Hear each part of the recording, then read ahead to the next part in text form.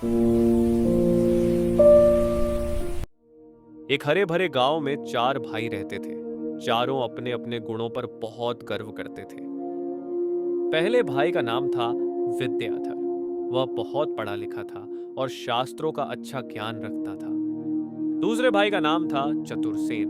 वह बहुत चालाक था और हर काम को अपनी होशियारी से करना जानता था। तीसरे भाई का नाम था तीक्ष्ण बुद्धि। उसका दिमाग बहुत तेज चलता था और वह अपनी बुद्धि पर बड़ा घमंड करता था। चौथे भाई का नाम था सद्बुद्धि। वह सबसे शांत, समझदार और दूरदर्शी था। लेकिन तीनों भाइयों को अपनी अपनी बुद्धि पर इतना घमंड था कि वे सद्बुद्धि को कमजोर समझते थे। एक दिन चारों भाइयों में बहस छिड़ गई। मेरी पढ़ाई और ज्ञान सबसे बड़ी ताकत है।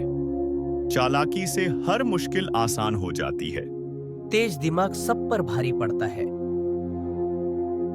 सद्बुद्धि चुपचाप सब सुनता रहा। तीनों भाइयों ने उसे चिढ़ाते हुए कहा, तू कुछ नहीं जानता।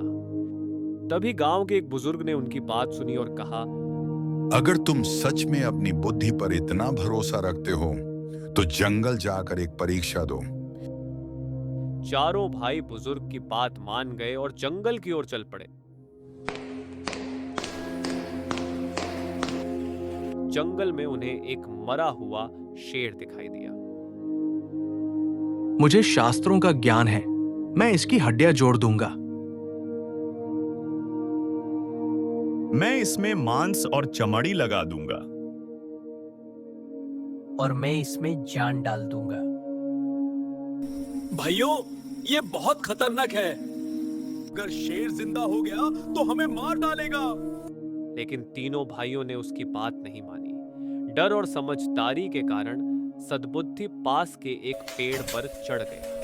तीनों भाइयों ने मिलकर शेर को जिंदा कर दिया। जैसे ही शेर जिंदा हुआ, वह जोर से दहाड़ा और विद्याधर, चतुरसेन और तीक्ष्ण बुद्धि पर हमला कर दिया। तीनों अपनी बुद्धि का घमंड करते रह गए और शेर का शिकार बन गए। पेड़ पर बैठा सद्बुद्धि सुरक्षित बच गया।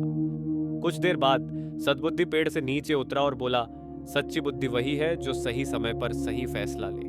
उस दिन उसने समझ लिया कि ज्ञान के साथ समझदारी और सावधानी भी जरूरी होती है। दोस्तों, अगर आपको ये कहानी पसंद आई हो तो वीडियो को लाइक, शेयर और सब्सक्राइब जरूर करें। मिलते हैं अगली नई कहानी में।